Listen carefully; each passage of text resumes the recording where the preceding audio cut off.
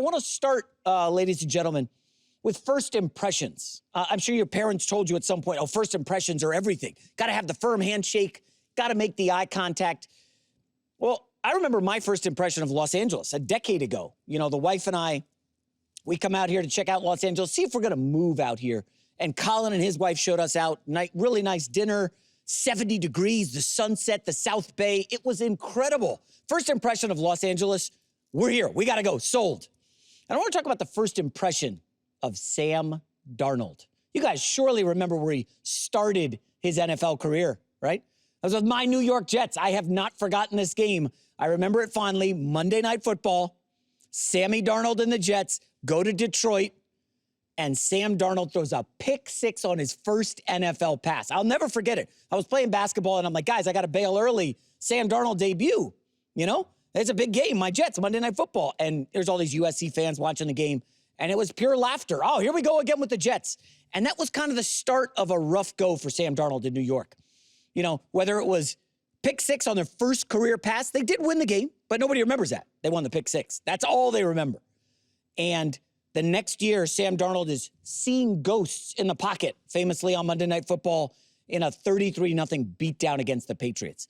And I'm of the belief that Sam Darnold is under so much pressure this weekend and in these playoffs because of that first impression. It was so bad. He's run out of New York. He's in Carolina, okay, trying to rehab the image. Then he goes and sits in San Fran.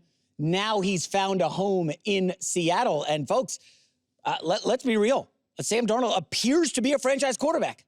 I got hit with a fun fact in the morning meeting today. Sam Darnold, 0 career playoff wins. I was blown away. I was like, wait a minute. All I've heard Colin say all week is that, you know who has the most wins in the last 2 years in the NFL? Not Mahomes. It's not Josh Allen. It's not Matt Stafford. It's Sam Darnold. And these regular season wins, what do they mean? Really nothing. I don't think anybody's impression of Sam Darnold is going to change unless he wins the Super Bowl. Beating San Fran, come on, they're touchdown favorites. I don't want to hear about this oblique injury. Now, obviously, Darnold addressed the game yesterday. Apparently, kind of a pulled oblique in practice, shut it down early. He says he's definitely going to play. I know some people are talking, oh, the excuses, here we go. Yeah, it is funny. They are the favorites to win the Super Bowl. They're the #1 seed, and their quarterback has not won a playoff game. That's staggering. And then you look at the other side of the coin, and he's facing Brock Purdy. My guy, Brock Purdy. You know I love to cape up for him. Well, Jay, what was Brock Purdy's first impression?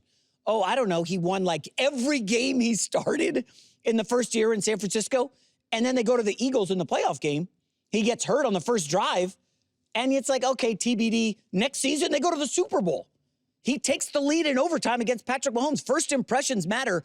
And that's why I've been blown away by Brock Purdy. Meanwhile, you got Sam Darnold. Folks, how about this stat? You know who had the best record against the spread gambling this year? Seattle Seahawks. Why? Because nobody believes in Sam Darnold. They're laying points. I can't lay points to Sam Darnold. Folks, when that game kicks off, everybody in the stadium knows the deal. Shanahan and Purdy are going to cook. The Seattle defense is really good. We know what JSN's going to give us on the outside. Man, Charbonnet, Kenneth Walker, that duo's nasty. Is Sam Darnold going to be able to win us the football game? And that's why I think he's under more pressure than Josh Allen this weekend. I mean, you know, Josh Allen has established himself as an MVP and a superstar. Sam Darnold doesn't have a playoff win.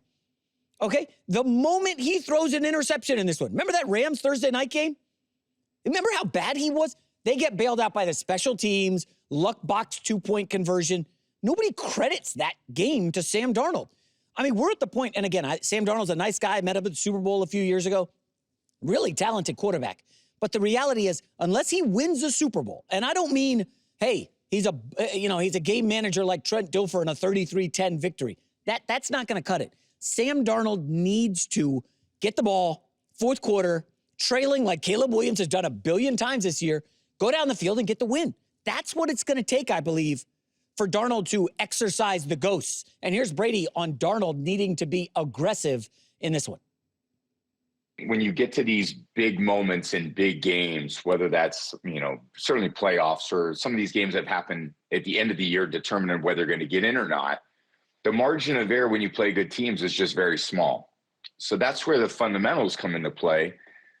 you have to, in order to throw the ball accurately, okay? And if you throw it accurately, make good decisions, you're not going to throw a lot of interceptions. It's over time, you need to refine your techniques so that when you get in these big moments, you're as accurate as you can possibly be because you have the least margin of error.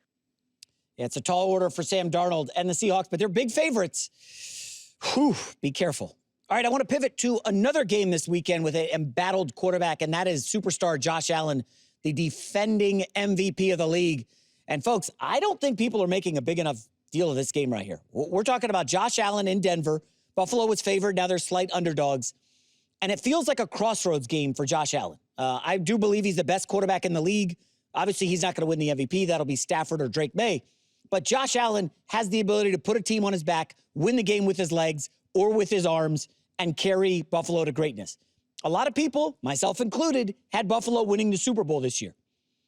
Can Josh Allen pull that off? And it's kind of a big deal because you look at this roster, and I don't want to scare anybody in Buffalo, but let's be real. They got 8 of their 22 starters are free agents. And we're talking pivotal guys in the trenches, starting linebacker. Folks, this is a crossroads game. I do want to point out Josh Allen turns 30 in a few months. I know he doesn't miss starts because he's a cyborg, and you can't hurt Josh Allen. He's getting banged up. And to draw a parallel to another big, strapping quarterback who won an MVP and won with his arm and won with his legs, Cam Newton. Go look up what happened to him at 30. Gets hurt, that's a wrap. It was basically over for him. These big quarterbacks who take a pounding, they're not meant to be 15-year franchise quarterbacks. They don't last. I mean, you look at Lamar Jackson. The guy's had an amazing career running the football. Now he's really banged up. And you don't know what the future holds for Lamar Jackson, who's 29. You look at Joe Burrow. This is a guy who got to the Super Bowl in year 2, then the AFC Championship, can't get back to the playoffs. And I do believe that if Buffalo doesn't break through Denver here, folks, we could be looking at them being the next team that pull back in the AFC, similar to Kansas City, similar to Baltimore, similar to Cincinnati. I saw that of the final 8 quarterbacks, right, left in the playoffs, Josh Allen and Matt Stafford are the only 2 with cap hits in the top 15 in the league. Paying your quarterback what he's worth, an exorbitant sum, makes it difficult to build around him. And you go look at that receiving core, folks, going into this game against Denver. They got 3 healthy wide receivers going up against an elite secondary led by Patrick Surtain. You go look at all the matchups in this Denver-Buffalo showdown. Folks, Buffalo has him in one spot. That's it, and that's Josh Allen. You could argue James Cook, but the Denver run defense is so good that Cook could have some problems. I think Denver gave up one 100-yard rusher all season, Jonathan Taylor. So now it's basically Josh Cook against the world, and I'm trying to draw parallels. I keep coming back to early LeBron in Cleveland when he was surrounded by, is Z. Ilgauskas and Mo Williams and Antoine Jameson. And it's like LeBron basically took the weakest supporting cast in NBA history to the finals. They had no business being there, and they got smoked. Essentially, that's what Josh Allen is working with. I know people like Kincaid, and they like Dawson Knox, but this is just not a really well-rounded football team, and Buffalo's in trouble. So I do believe if they don't get through to the Super Bowl this year, that window's closed. And I know that's going to irk Buffalo fans. We got our superstar quarterback. Just look at the quarterback injuries. Allen's not going to be able to stay upright forever. And I called this about Detroit last year, and everybody's, oh, you're crazy. Detroit's loaded. They didn't make the playoffs. And it looks like it's a major uphill climb. They don't have an offensive coordinator. The defense is a mess. It's tough to stay on top for a long time in the NFL. Look at Rachel's Washington Commanders. Last year, NFC Championship game with Jaden Daniels. Yeah, we're here. We're good. A year later, Daniels is hurt. Cliff Kingsbury's out. The DC's out. And Dan Quinn's fighting for his job. Like, these things happen quick. And I don't want to get too excited for anybody in the AFC. But Fernando Mendoza, he's going to come into the Raiders, and he's going to be successful, okay? We've seen young quarterbacks turn it around. You remember what the Patriots were a year ago? Look at them now. Liam Cohen in Jacksonville, they're a 13-win team. The AFC is so ridiculously loaded. Maybe even my Jets will figure it out at some point. They obviously won't. But, it is very challenging right now. And, C.J. Stroud's on his rookie deal. The Texans seemingly every year are in the divisional round. So I do believe Josh Allen needs to get the dub here. I don't know if he can do it himself. And Rachel, I'm not going to lie, I think Josh Allen is the guy I'm most focused on heading into this weekend's games.